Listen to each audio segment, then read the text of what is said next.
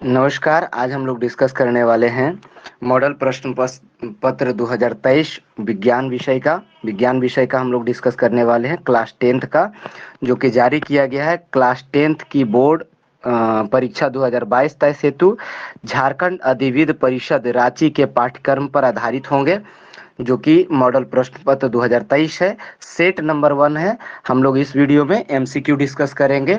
ठीक है, एमसीक्यू होगा और क्या कहते हैं, जो आपका वन वर्ड सब्स्टिट्यूशन है, सॉरी, जो आपका क्वेश्चन लॉन्ग आंसर क्वेश्चन है उसका डिस्कशन हम लोग आज नहीं करने वाले हैं। इस वीडियो में केवल एमसीक्यू करेंगे 1 से लेकर के 40 तक। जो आपका पहला नंबर क्वेश्चन है उससे हम लोग स्टार्ट करते हैं समय ना करते हुए। ये हमारा जो 5-5 सेट जारी किया गया था उसमें से है। पहला नंबर क्वेश्चन है, निम्नलिखित में से कौन सा पदार्थ लेंस बनाने के लिए प्रयुक्त नहीं किया जा सकता है। तो आपका जल, कांच, प्लास्टिक, ये तीनों का प्रयोग हम लोग बनाने के लिए, लेंस बनाने के लिए करेंगे, बट मिट्टी का प्रयोग नहीं करेंगे। इसलिए आपका हो जाएगा क्वेश्चन नंबर 1 का डी हो जाएगा जी। क्वेश्चन नंबर 2 देख लेते हैं। प्रकाश की किरणें गमन करती है। प्रकाश की किरणें हमेशा और हमेशा सीधी रेखा में गमन करती है, इसलिए क्वेश्चन नंबर 2 का ए ऑप्शन हो जाएगा, बाकी सब नहीं होगा जी। क्वेश्चन नंबर 3 देख लेते हैं। यदि आपतन कोण 60 डिग्री का हो तो परावर्तन कोण का मान क्या होगा। हम लोग हमेशा से जानते हैं कि आपतन कोण और परावर्तन कोण दोनों बराबर होता है, इसलिए परावर्तन कोण भी 60 डिग्री का ही होगा। ऑप्शन नंबर बी हो जाएगा जी। अगला देख लेते हैं, जिसको आपतन कोण को हम कोण आई बोलते हैं और परावर्तन कोण को कोण आर बोलते हैं जी, है ना, दोनों बराबर होता है। ठीक है, अगला चीज देख लेते हैं। पानी के अंशतः डूबी हुई पेंसिल टेढ़ी दिखाई देती है। आप बाल्टी वगैरह में जब देखते होंगे पेंसिल डुबाइएगा तो ऐसा टेढ़ा नजर आएगा, जहां तक पानी होगा वहां से टेढ़ा क्यों नजर आता है, उसका वजह आप लोग जानते हैं। पानी में अंशतः डूबी हुई पेंसिल टेढ़ी नजर आती है। ऑप्शन नंबर ए है अपवर्तन के कारण, परावर्तन के कारण, प्रकाश के कारण, और डी है उपयुक्त सभी, है ना। तो चौथा नंबर क्वेश्चन का आंसर होगा अपवर्तन के कारण। अपवर्तन मेरा ऑप्शन नंबर ए हो जाएगा जी। ऑप्शन नंबर कौन हो जाएगा, ए हो जाएगा। 5वां नंबर क्वेश्चन देखते हैं। किसी माध्यम के अपवर्तनांक का मान, सब कोई जान रहे हैं, ये एकदम सिंपल सा और आसान क्वेश्चन है। साइन आई बटे साइन आर होता है। ठीक है, माध्यम के अपवर्तनांक का मान साइन आई बटे साइन आर, यानी ऑप्शन नंबर ए हो जाएगा। 6 नंबर हम लोग देख लें, 6 नंबर क्वेश्चन को। 6 नंबर क्वेश्चन कह रहा है, 6 नंबर क्वेश्चन कह रहा है, निर्वात में प्रकाश की चाल होती है 3 इंटू 10⁸ मीटर पर सेकेंड, है ना। क्वेश्चन नंबर 6 का ये हो जाएगा। इंपॉर्टेंट क्वेश्चन है और जनरली पूछा जाता है और आसान भी है। याद रखिएगा मीटर पर सेकेंड में लिखल रहे, सेंटीमीटर में ना लिखा हुआ रहे, है ना। अगला देख लेते हैं 7 नंबर।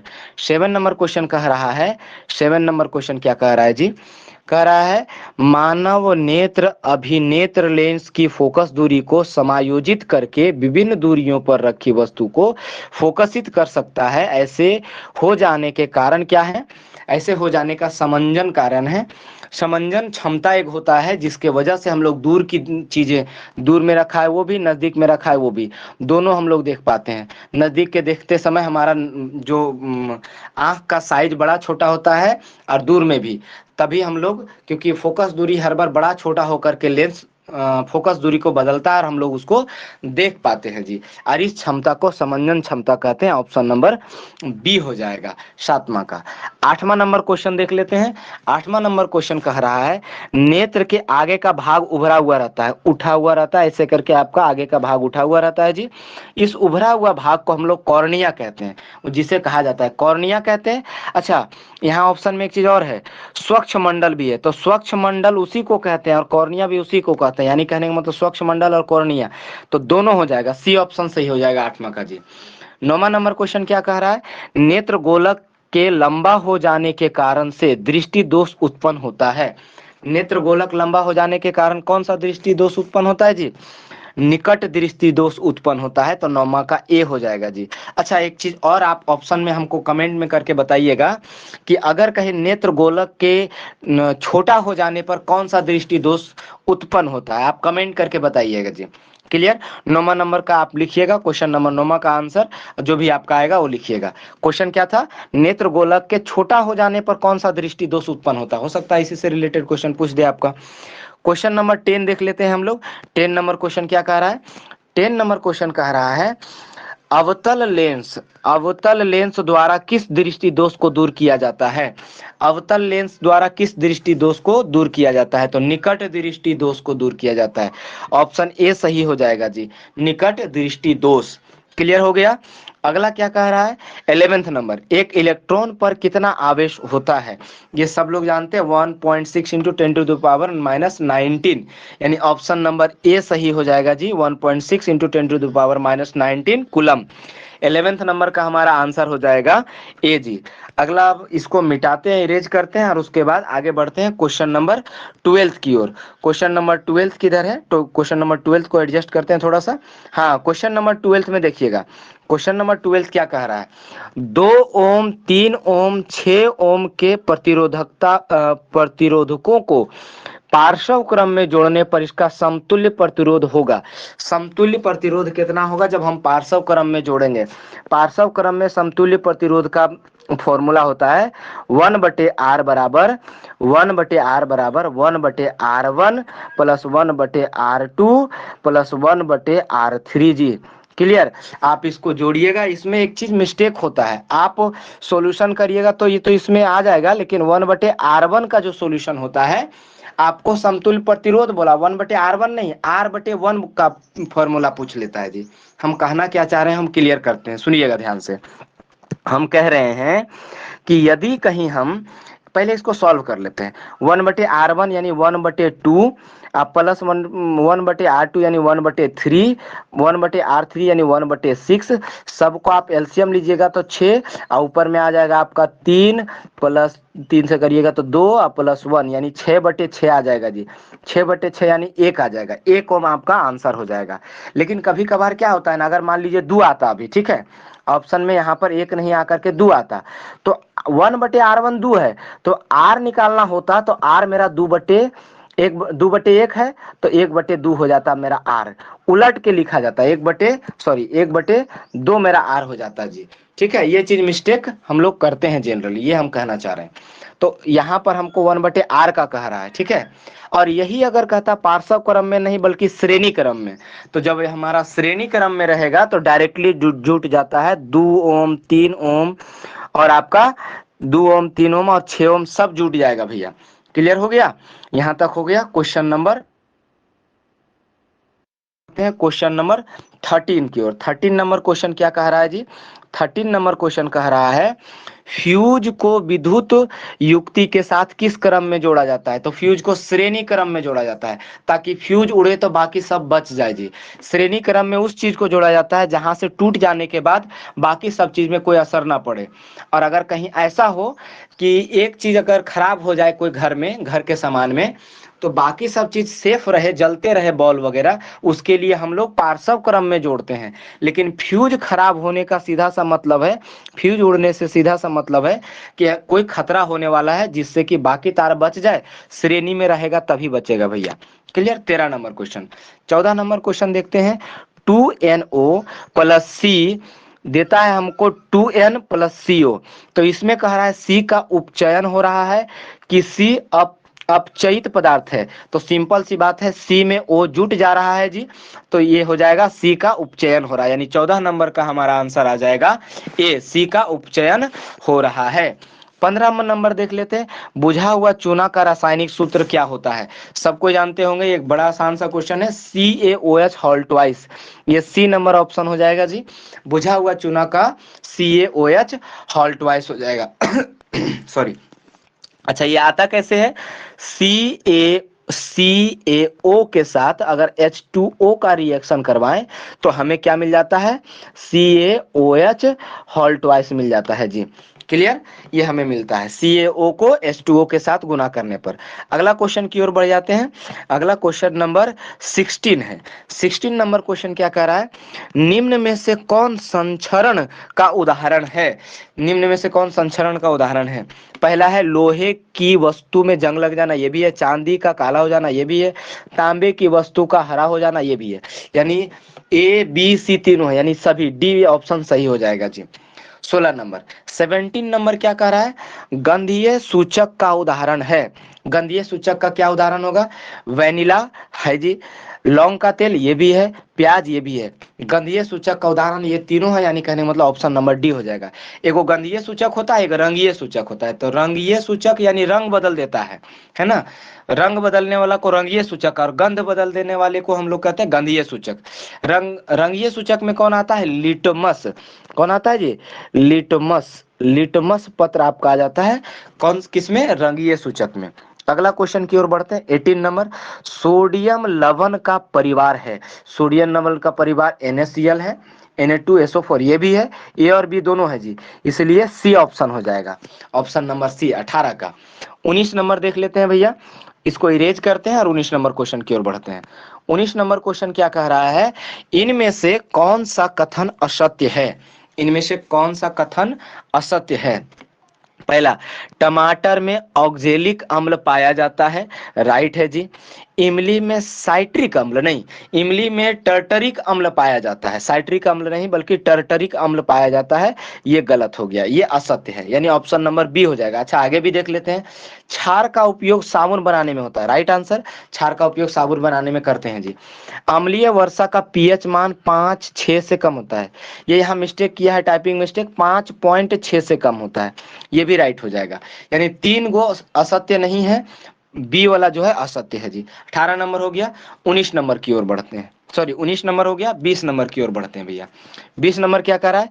एंटासिड का उदाहरण है। एंटासिड का मतलब एंटी एसिड, एसिड का उल्टा है ना, एंटी मतलब विपरीत, एंटी एसिड यानी क्षार वाला कौन कौन सा उदाहरण है? तो मिल्क ऑफ मैग्नीशिया ये क्षार का उदाहरण है, हाँ जी। बैंकिंग सोडा ये भी क्षार का उदाहरण है, दोनों एंटा एसिड है जी, ए और बी दोनों, यानी मेरा राइट आंसर सी हो जाएगा, दोनों ए और बी दोनों हो जाएगा जी। क्लियर हो गया, यानी 20 नंबर का सी ऑप्शन। 21 नंबर हम लोग देख लेते हैं। 21 नंबर क्वेश्चन क्या कह रहा है? 21 नंबर कह रहा है कि कौन सा धातु उष्मा का कुचालक है? लेड, लेड भी उष्मा का कुचालक है जी। और मरकरी, मरकरी दोनों दिख रहा है, लेड और मरकरी दोनों। लेड का हो जाता है Pb और मरकरी का हो जाता है आपका Hg, संकेत जो आप लोग लिखते हैं Pb और Hg भैया, ठीक है, यानी ऑप्शन नंबर 21 का सी हो जाएगा। आगे की ओर बढ़ते हैं, क्वेश्चन नंबर 22 की ओर, ठीक है। क्वेश्चन नंबर 22 क्या कह रहा है, सो देखिए। क्वेश्चन नंबर 22 कह रहा है, निम्न में से कौन सा कथन असत्य है? आयोडीन चमकीला धातु है। आयोडीन चमकीला धातु है, हाँ आयोडीन चमकीला धातु है, अधातु है, सॉरी अधातु है। क्लियर, चमकीला अधातु है। हीरा सबसे कठोर पदार्थ है, हाँ हीरा सबसे कठोर पदार्थ है। गैलियम और सोडियम का गलनांक कम होता है, कम होता है जी, ये भी सत्य है। असत्य में तो ये लास्ट वाला होना चाहिए हमको लगता है। ग्रेफाइट विद्युत का कुचालक है, हाँ ग्रेफाइट विद्युत का सुचालक है, यानी डी ऑप्शन असत्य है, तो ऑप्शन नंबर डी में मारिएगा, डी असत्य है जी। ये सुचालक है, ये कार्बन का जो भी पदार्थ होता है उसमें से ग्रेफाइट जो आ गया वो सुचालक में गिना जाता है, हीरा आपका कुचालक हो जाता है जी। 23 नंबर क्वेश्चन देख लेते हैं। 23 में क्या कह रहा है? इनमें से कौन सबसे अधिक अभिक्रियाशील धातु है? 23 नंबर कह रहा है, इनमें से कौन सा सबसे अधिक अभिक्रियाशील धातु है? तो अभिक्रियाशील धातु का लिस्ट होता है के Na, फिर आपका Ca, इस तरीके से होता है, के से पोटेशियम, सोडियम, कैल्शियम, है ना, और आगे भी लिस्ट होता है जी। तो इसमें ऑप्शन में दिया है पोटेशियम, तो पोटेशियम मानेंगे सबसे अधिक, अगर पोटेशियम नहीं रहता तो सोडियम मानते, ठीक है, तो पोटेशियम हो जाएगा आपका डी ऑप्शन था इसका। 24 नंबर देख लेते हैं। 24 नंबर क्या कह रहा है जी? इनमें से कौन सा धातु जल के साथ अभिक्रिया नहीं करती है? जल के साथ अभिक्रिया लेड करता है, नहीं करता। कॉपर करता है, कॉपर भी नहीं करता। सिल्वर करता है, सिल्वर भी अभिक्रिया नहीं करता जल के साथ। क्लियर, यानी कहने का मतलब उपयुक्त तो सभी अभिक्रिया नहीं करते हैं, डी ऑप्शन आपका राइट आंसर हो जाएगा 24 का। 25 नंबर क्वेश्चन देखते हैं जी। सिनेबार किस धातु का अयस्क है? सिनेबार मरकरी का, ये जान रहे होंगे आप लोग सबको, सिनेबार मरकरी का अयस्क है जी। 25 नंबर का ऑप्शन नंबर ए हो जाएगा। आगे की ओर बढ़ते हैं, इसको इरेज करते हैं और आगे बढ़ते हैं भैया। 26 नंबर क्वेश्चन की ओर बढ़ते हैं। 26 नंबर में क्या कह रहा है?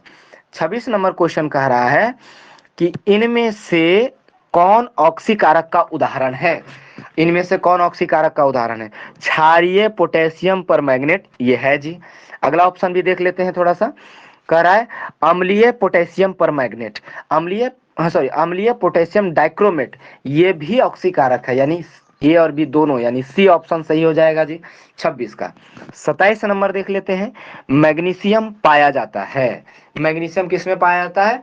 क्लोरोफिल में पाया जाता है।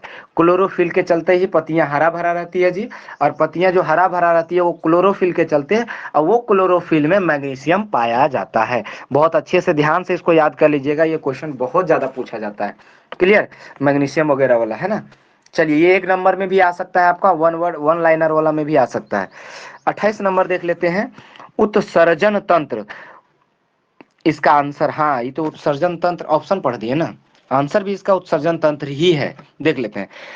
वृक्क का संबंध किस तंत्र से है?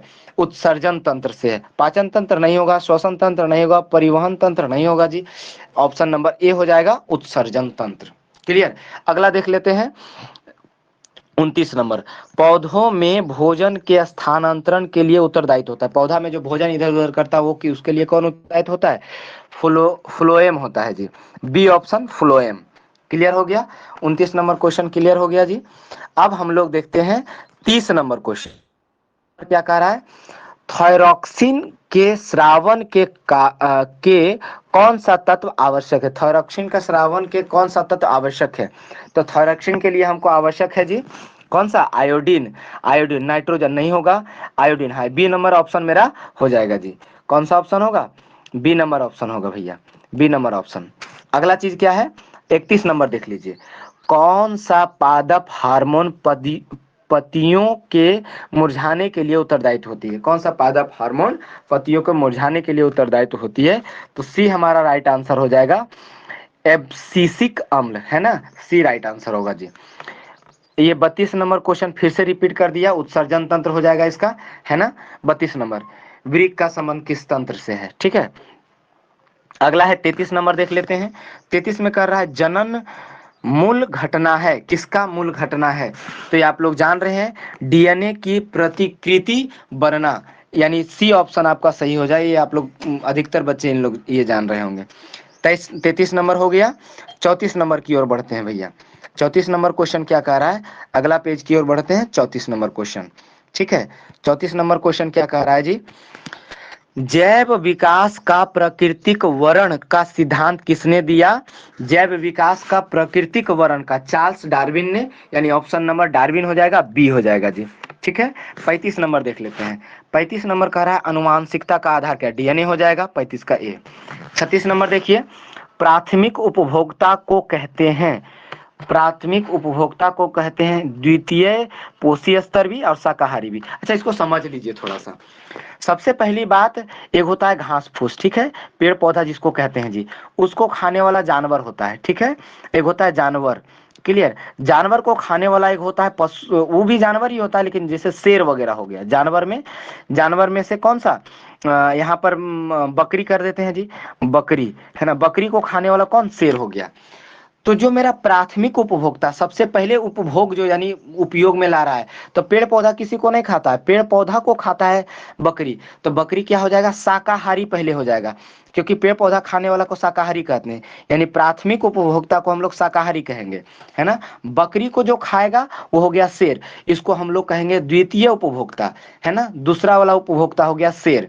लेकिन कह रहा है प्राथमिक उपभोक्ता किसको कहेंगे? तो शाकाहारी को कहेंगे। लेकिन एक बात और याद रखिएगा, जो पोषी स्तर होता है, द्वितीय पोषी स्तर, प्रथम पोषी स्तर, वो पहला हो जाता है पेड़ पौधा प्रथम पोषी स्तर, और दूसरा हो जाता है बकरी जो उसको खाता है उस द्वितीय पोषी स्तर, और फिर शेर वगैरह हो जाता है तृतीय पोषी स्तर। तो जो मेरा प्रथम उपभोक्ता होता है उसको द्वितीय पोषी स्तर कहते हैं, और वो शाकाहारी होता है, यानी ए और बी दोनों हो जाएगा, यानी सी ऑप्शन राइट ऑप्शन हो जाएगा जी। बी में भी और ए में भी नहीं लगाइएगा। क्लियर? 37 नंबर देख लेते हैं। 36 नंबर हमको लगता है क्लियर हो गया होगा। 37 नंबर क्वेश्चन का आंसर देखते हैं। पारितंत्र, सॉरी, पारितंत्र के अजैविक घटक हैं। पारितंत्र के अजैविक घटक तापमान है, वर्षा है, मिट्टी है, यानी 37 नंबर का ऑप्शन हो जाएगा सभी उपरोक्त। सभी में आप टिक लगाइएगा, 37 नंबर का उपरोक्त सभी हो जाएगा जी। अगर हुआ है ओजोन परत को सर्वाधिक प्रभावित, ये सब बच्चा जानता होगा, क्लोरोफ्लोरोकार्बन। क्लियर। अगला देख लीजिए 39 नंबर, इनमें से कौन पर्यावरण मित्र व्यवहार नहीं है। स्कूल पर्यावरण मित्र व्यवहार मतलब, यानी कहने का मतलब जो पर्यावरण का दूषित ना करता हो। स्कूल मोटरसाइकिल से जाना ये एकदम गलत चीजें हैं जी, पर्यावरण को दूषित करता है, यानी ये उसका मित्र नहीं है, ये ऑप्शन सही होना चाहिए। बाकी सबको भी पढ़ लेते हैं। जरूरत नहीं रहने पर बिजली का स्विच बंद कर देना, जरूरत नहीं रहने पर, हाँ ये तो मित्र कहलाएगा पर्यावरण का। कपड़े को थैले में उपयोग, कपड़े के थैले का उपयोग करना, प्लास्टिक का उपयोग नहीं करना, तो ये हो जाएगा जी सही है, ये पर्यावरण का मित्र है। इनमें से कोई नहीं, ये तो नहीं, यानी ऑप्शन नंबर 39 का ए हो जाएगा जी। 40 नंबर, चिपको आंदोलन का शुरुआत, ये सब जानता है, 1970। क्लियर। 40 नंबर क्वेश्चन हो जाएगा 1970 जी। यहाँ तक सबको क्लियर हो गया होगा। हम लोग का 40 क्वेश्चन टोटल क्लियर हो गया। बाकी ये आपका साइंस का था, मैथ्स वगैरह का भी वीडियो अपलोड कर दिया गया है, और आपका सोशल साइंस का भी कर दिया गया। कुछ है जो बाकी है उसको भी कर लिया जाएगा। ये पहला सेट था, बाकी सेट को क्लियर कर देंगे। क्लियर। बाकी सब आप लोग बहुत अच्छे से एग्जाम दीजिए और बहुत अच्छे ध्यान से पढ़िए। और मॉडल सेट अगर कहीं सही ढंग से कर लेते हैं तो सिंपल सी बात है भैया कि मॉडल सेट अगर कहीं पांचों कर लेते हैं तो आपकी 80% क्वेश्चन उससे भिड़ जाएगा, है ना। और बाकी कुछ रिलेट कर लीजिएगा। हमको इतनी संभावना है कि अगर ढंग से मॉडल पेपर को एनालाइज किया जाए तो 90% लाने में कोई नहीं रोक सकता। इसके सिवाय कि आप पीछे कितने अच्छे से पढ़े उस चीज को थोड़ा कम आंकते हुए मॉडल पेपर को कितने अच्छे ढंग से पढ़े, ये मायने ज्यादा रखेगा। धन्यवाद।